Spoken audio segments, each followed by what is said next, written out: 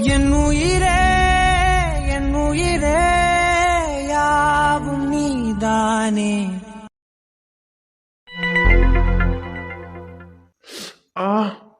டேய் ரத்தம் நிக்கலனா வாட ஹாஸ்பிட்டலுக்கு போலாம். இல்லடா அவ்வளோ பெரிய சீன் எல்லாம் இல்ல, ஒரு சின்ன ஸ்கிராட்ச் தான். இன்னொரு 5 நிமிஷத்துல பிளட் நின்னுடும். டேய் இதுக்கு தாண்டா நான் அன்னைக்கே சொன்னேன், அந்த நாயை அன்னைக்கே போட்டு தள்ளிடலான்னு. கேட்டியா நீ? என்னமோ பொறுமையாருன்னுட்டு இப்ப என்ன இதுக்கு பொறுமையா இருக்கணும்னு எனக்கு தெரியல. டி விடு சக்தி, அவன் பண்ணதுக்கெல்லாம் அவனுக்கு வேணுங்கிறத கொடுத்துதானே அனுப்பியிருக்கோம், அப்புறம் என்ன? டேய் அதெல்லாம் அவனுக்கு பத்தாதுடா, அந்த பேட்டாலே அடிச்சு அவன் மண்டையை உடச்சிருந்துருக்கணும், அப்பதான் எனக்கு நிம்மதியா இருந்திருக்கும். டி விடு சக்தி, அதான் எனக்கு எதுவும் ஆகலல்ல, அதனால மட்டும்தான் அவன் உயிரோட போயிருக்கான். இல்லைன்னா அவன் நான் விட்டு இருந்திருப்பானா, அப்படியே சாவடிச்சிருந்திருப்பேன். டே அவனை சாவடிக்க தெரியாமல்ல, இப்ப ஏதாவது நம்ம அவனை வச்சு பிரச்சனை பண்ணிக்கிட்டு இருந்தோம்னு வச்சுக்க, அதுக்குள்ள ஐஷு வந்து அவனை பார்த்துட்டானா அப்புறம் அதுக்கு வேற அவ பயப்படுவா. அதனால தானே சரி போன போகுதுன்னு விட்டோம். விடு, அவன் அப்புறம் பாத்துக்கலாம். அவன் எங்க போயிட போறான்? எங்க போயிருவான்? அங்கதானே இருப்பான். நீ விட்டாலும் சரிடா, ஊருக்கு போய் நான் அவனை விடுறதா இல்ல. டே நான் வர்றதுக்கு முன்னாடி நீங்க தேவையில்லாம எதுவும் பிரச்சனை பண்ணிக்கிட்டு இருக்காத, எல்லாம் நான் வந்ததுக்கு அப்புறம் பாத்துக்கலாம். ஆமா, ஆனா உன அவனை அப்புறம் பாத்துக்கலாம்னு சொல்லி தாண்டா அவனுக்கு இவ்வளவு தைரியமே வந்திருக்கு.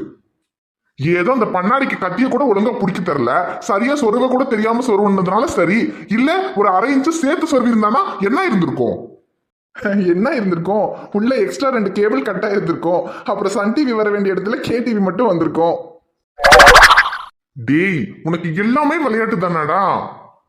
அவன் ஒரு நிமிஷம் உன்னை குத்துனது நான் எவ்வளவு பயந்து போயிட்டேன் தெரியுமாடா? டே ஏன்டா, அதான் அவ்வளவு சீக்கிரம் நான் உன்னை விட்டு போக மாட்டேன்னு உனக்கு தெரியும்ல. அப்புறம் நீ என்ன அவனை சும்மாவா விட்ட? அந்த பேட்டாலேயே அடிச்சு அவன் காலை உடச்சிட்டே சக்தி. நான் மட்டும் நல்லா இருந்தேன்னு வச்சுக்க, அந்த சீனை கவர் பண்ணி இன்னைக்கு தம்ப்நெயிலே சக்தி ஆன் ஃபயர்னு போட்டிருந்திருப்பேன்டா. வாயில ஏதாவது வந்துடும், அமைதியா சொல்லிட்டேன். ரத்தம் நின்றுச்சான்னு பாடுறா, இல்லைன்னா ஹாஸ்பிட்டலுக்கு போலாம். இருடா, ரத்தம் நின்றுச்சுடா சக்தி. டேய் அப்புறம் இங்க ராகேஷ் வந்தது, அவன் என்ன கத்தியால குத்துனது, இது எதுவுமே ஐஷுக்கு தெரியக்கூடாதுடா. இப்பதாண்டா அவ கொஞ்சம் பயம் இல்லாம என் கூட இருக்க ஆரம்பிச்சிருக்கா. இப்ப அவன் வந்து என்ன கத்தியால எல்லாம் குத்திட்டான்னு தெரிஞ்சா அவ்வளவுதான், திரும்ப பயப்பட ஆரம்பிச்சிருவா. சரிடா. டேய் சரி இரு, ஐஷு வர்றதுக்குள்ள நான் ஷர்ட்டை மாத்திடுறேன், இல்லைன்னா அப்புறம் ரத்த கரையை பார்த்தனா என்னாச்சு ஏதாச்சுன்னு கேப்பா. ஐஷு என்னாச்சு ஐஷு? மச்சான் நான் வெளியே இருக்கேன்டா. ஐஷு என்னாச்சு, ஏன் அழறேன்னு சொல்லு. ஐயோ, ஒருவேளை ராகேஷ் வந்தது என்ன கத்தியால குத்துனது எல்லாம் இவளுக்கு தெரிஞ்சிருக்குமோ?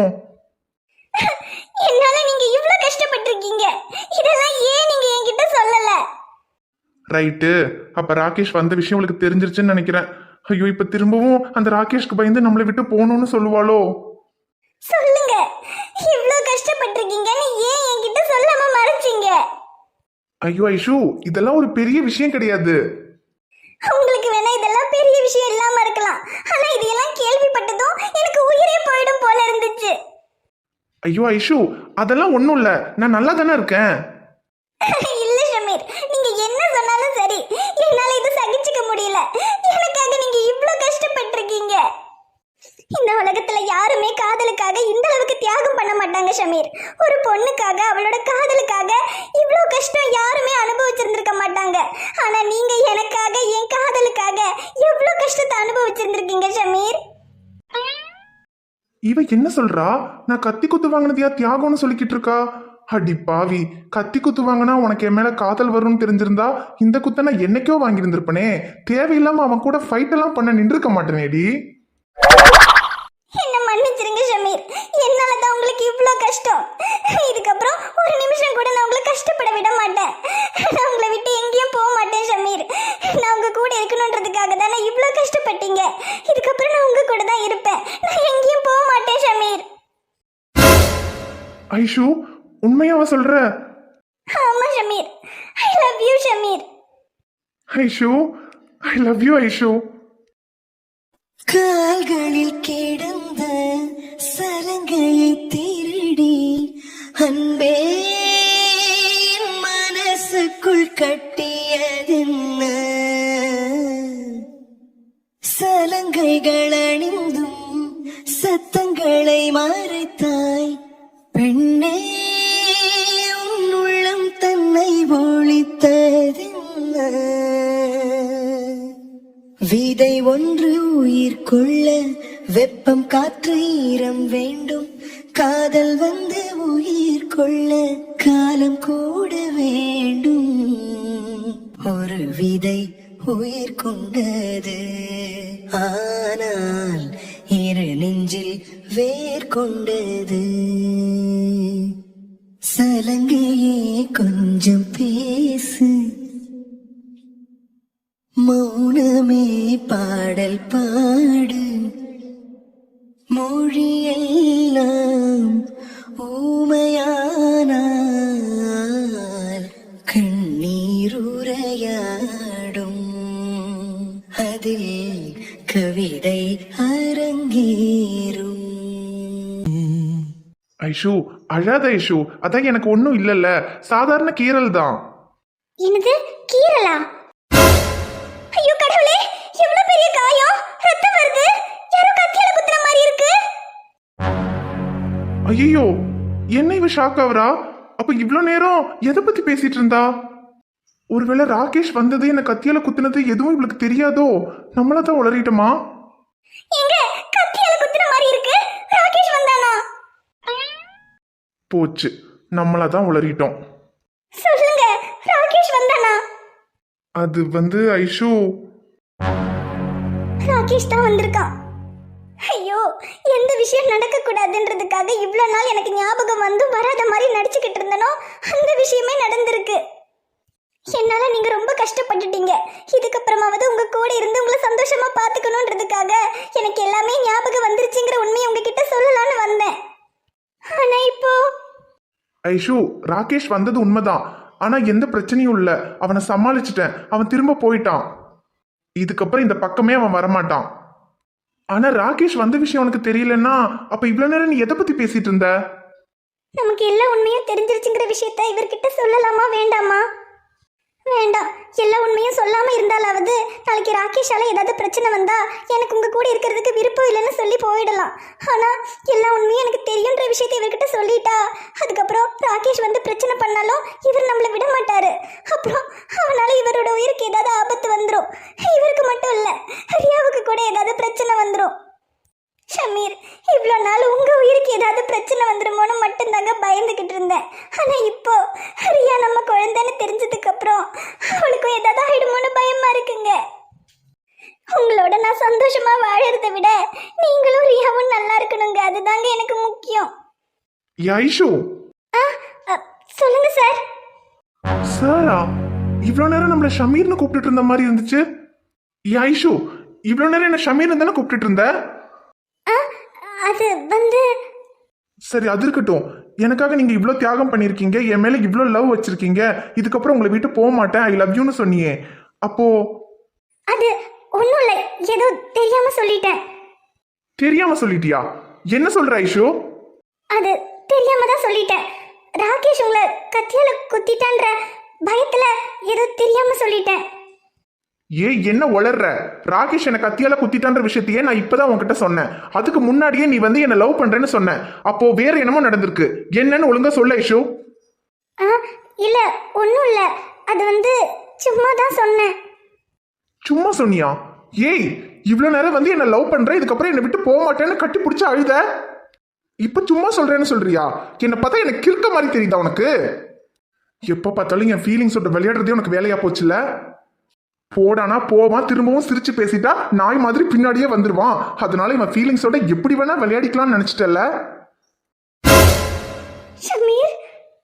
ஏய், நீ எப்படி வேணா விளையாடுறதுக்கு என் காதலனும் உன் கையில கிடைச்ச பொம்மை இல்லடி. உன் மேல வச்சிருந்த காதலுக்காக மட்டும் தாண்டி நீ பண்ணது பேசுனதுன்னு எல்லாத்தையும் பொறுத்துக்கிட்ட. ஆனா இப்போ என் காதலையே விளையாட்ட நினைச்சிட்டல. காதலிக்கிறேன்னு ஆசை காமிச்சு திரும்பவும் இல்லைன்னு ஏமாத்தி என்னை கஷ்டப்படுத்தி பார்க்கறதுல அப்படி உனக்கு என்னடி சந்தோஷம்? நான் இவ்வளோ பண்ணி உனக்கு என் காதல் புரியல ஐஷு. இதுக்கு மேல நான் என்ன பண்ணாலும் உனக்கு புரியாது. ஏன்னா புரியாதவங்களுக்கு புரிய வச்சிடலாம், ஆனா புரியாத மாதிரி நடிக்கிறவங்களுக்கு எப்பவுமே புரிய வைக்க முடியாது ஐஷு. நான் உன்னை கட்டாயப்படுத்தினால தானே என் கூட இருக்கேன்னு சொன்னேன். இதுக்கப்புறம் நான் உன்னை கட்டாயப்படுத்த மாட்டேன். நீ கிளம்பி போயிட்டே இருக்கலாம்.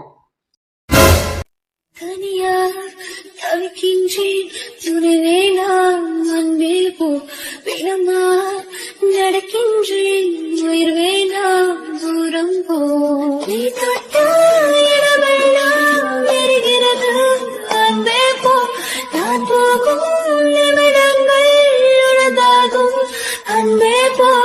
இது வேண்டாம் அன்பே போ.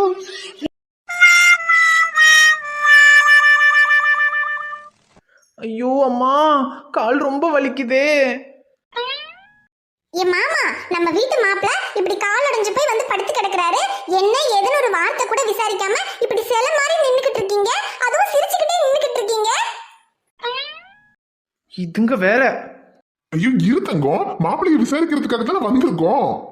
மாப்பிள்ள காலை இப்ப எப்படி இருக்குங்க மாப்பிள்ள? டேய் என்னடா, என்னை பார்த்தா உங்களுக்கெல்லாம் சிரிப்பா இருக்கா? ஐயோ அப்படியெல்லாம் இல்லைங்க மாப்பிள்ள, எங்களை பார்த்தா என்ன சிரிச்சுக்கிட்டு இருக்க மாதிரியா இருக்கு? நாங்க முகத்தை எவ்வளவு சீரியஸா வச்சிருக்கோம். என்ன மாப்பிள்ள இப்படி சொல்றீங்க? கால் அடிபட்டு போய் வந்திருக்கீங்களே, சரி அதான் என்ன ஏதுன்னு விசாரிக்கலான்னு வந்தா. நீங்க ஒரு மண்ணும் விசாரிக்க வேண்டாம், முதல்ல இங்க இருந்து கிளம்பி போங்க. ஏ தங்கம், மாப்பிள்ள அப்படிதான் சொல்லுவாரு. அதுக்குன்னு நம்ம மாப்பிள்ளையை கவனிக்காம இருக்க முடியாது. நீ போ, மாப்பிள்ளைக்கு காலில் அடிபட்டு இருக்கு, அதனால காலில் ஒத்தனை வைக்கிறதுக்கு நல்ல சுடு தண்ணி நல்லா சூடா வச்சு வைப்போ. சரிங்க மாமா, நல்லா சூடா வச்சு எடுத்துட்டு வரீங்க. சரி தங்கம், ஒன்னும் கவலைப்படாதீங்க மாப்பிள்ள. இப்ப தங்கம் உங்களுக்கு நல்ல சூடா சுடு தண்ணி வச்சு கொண்டு வரும். அதுல ஒத்தனை வச்சா கால் வலியெல்லாம் சரியா போயிடும். எனது சூடாவா? ஏற்கனவே அந்த சக்தி அந்த பேட்டால காலை உடைச்சிட்டான். இதுல இவனுங்க சுடுதண்ணில ஒத்தர வைக்கிறேன்ற பேர்ல இனி என்ன மொத்தமா வேக வச்சிருவானுங்க போலயே. டேய் என்னடா கலாய்க்கிறியா? அடங்கவே மாட்டீங்களாடா நீங்களாம்? டேய் அடங்காதது நாங்க இல்ல, நீதான். எவ்வளவு அடிச்சாலும் அடங்க மாட்டேங்கிற. ஷமீர் கிட்ட அடி வாங்கிட்ட, என் கிட்ட அடி வாங்கிட்ட, இப்ப சக்தி கிட்ட கூட அடி வாங்கிட்ட. இன்னும் நீ அடி வாங்குறதுக்கு எங்க கேங்ல ஒத்த மட்டும்தான் பாக்கி இருக்கான்.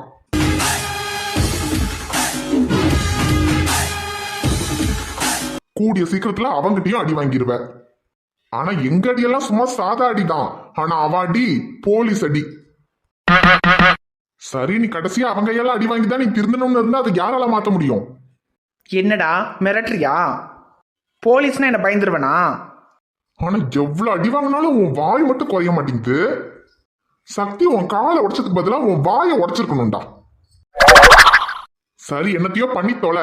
எப்படியோ ஐஷு ஷமீரோட போயிட்டா. இதுக்கப்புறம் அவங்க நிம்மதியா வாழட்டும். அவங்க வாழ்க்கையில திரும்பவும் பிரச்சனை பண்றேன்னு போய் இருக்கிற இன்னொரு காலையும் உடைச்சுக்கிட்டு வராத சொல்லிட்டேன். டேய் என்னடா, விட்டா ஆள் அளக்கு கையை உடைப்ப, காலை உடைப்ப, வாயை உடைப்பன்னு சீன் போட்டுக்கிட்டு இருக்கீங்களா? அந்த ஐஷு அந்த டாக்டரோட போயிட்டா நான் எங்கிருந்தாலும் வாழ்கன்னு பாட்டு பாடிட்டு சும்மா இருப்பேன்னு நினைக்கிறியா? நான் போய் கூப்பிட்டா தானே அவ வரமாட்டேங்கிறா. அந்த டாக்டர் நான் அடிச்சு அனுப்புறான். ஐஷோட அம்மா அப்பா போய் கூப்பிட்டா அப்பா அவளால வராம இருக்க முடியாதுல்ல, அவனாலையும் எதுவும் பண்ண முடியாதுல்ல. நாளைக்கே ஐஷோட அம்மா அப்பா கிட்ட எல்லா விஷயத்தையும் சொல்லி அவங்கள துபாயில இருந்து வர வைக்கிறேன்டா. அவங்க போய் கூப்பிட்டா அவ வருவாள்ல. அதுக்கப்புறம் அவங்களோட அந்த டாக்டர் அவளை அனுப்பி தானே ஆகணும். அப்ப அவ என்ன பண்றான்னு நான் பாக்குறேன்டா. மாப்பிள்ளை, என்ன கிழவி? அது மாப்பிள்ளை, உங்க கால்ல அடிபட்டிருக்குல்ல, அதான் சுடுதண்ணில ஒத்தனை வச்சு விட சொல்லி என் பேரை அனுப்பிச்சு வச்சான். ஆனா வச்சு விடவா மாப்பிள்ளை? கிழவி, இப்பதான் உன் பேரை எனக்கு கடுப்பேத்திட்டு போனா, இப்ப நீ கடுப்பேத்துறதுக்கு வந்திருக்கியா? ஒத்தடமும் வேண்டாம், ஒரு மண்ணா கட்டியும் வேண்டாம். ஒழுங்கா கிளம்பி போ இங்க இருந்து. ஐயோ மாப்பிள்ளை, அப்படி சொல்லாதீங்க மாப்பிள்ளை. நீங்க எங்க வீட்டு மாப்பிள்ளை. உங்களுக்கு ஒன்றுண்டா உங்களை கவனிச்சு கொள்றது எங்க பொறுப்பு. சோ இந்த கிழவி வேற பொறுப்பு பருப்புன்னு கடுப்பேத்திக்கிட்டு இருக்கு. இங்க பாருங்க மாப்பிள்ளை, இது சுடு தண்ணி தான், இருந்தாலும் ஒண்ணும் செய்யாது. நீங்க அப்படியே அமைதியா உட்கார்ந்துக்கிடுங்க. நான் ஒரு துணியை வச்சு இந்த சுடு தண்ணியில தண்ணியை தொட்டு தொட்டு உங்களுக்கு ஒத்தனை வைக்கிறேன். நல்லா இருக்கும். கால் வலி எல்லாம் பறந்து போயிடும் பாத்துக்கங்க. அதுலயும் இந்த சிம்ரனோட கை பட்டுச்சுன்னு வச்சுக்கிடுங்க, உங்களுக்கு காலே கூட இல்லாம போயிடும். என்னது? அது வந்து கால் வலியே இல்லாம போயிடும்னு சொன்னேன் மாப்பிள்ளை. கிழவி, எனக்கு கால் வலிச்சாலும் பரவாயில்ல, நீ முதல்ல இங்க இருந்து போ. உன்னை பார்த்தாலே எனக்கு தலைவலி வருது. என்னம்மா இது, வீட்டுக்கு வர போற மாப்பிள்ளையாச்சே, கால் வலியில கஷ்டப்பட்டுக்கிட்டு இருக்காரு. ஒத்தடை வச்சு விடுவோம்னு எவ்வளவு பாசமா சுடு தண்ணி எடுத்துக்கிட்டு வந்தேன்.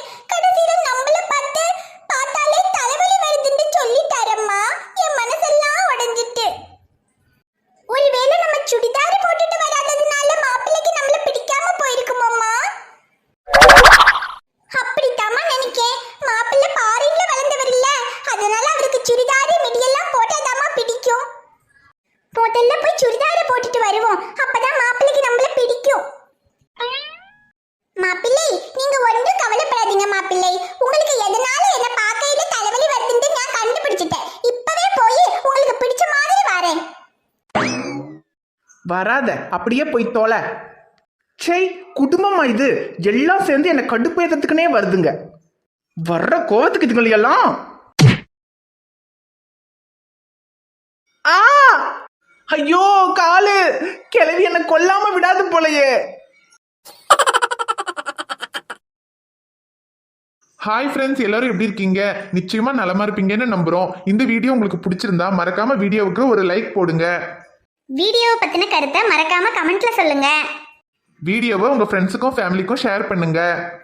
சேனலை இன்னும் நீங்க சப்ஸ்கிரைப் பண்ணாம பாத்துக்கிட்டு இருந்தீங்கன்னா மறக்காம சப்ஸ்கிரைப் பண்ணிட்டு பாருங்க. நாங்க உங்களை நாளைக்கு பார்க்க வரோம். Bye friends.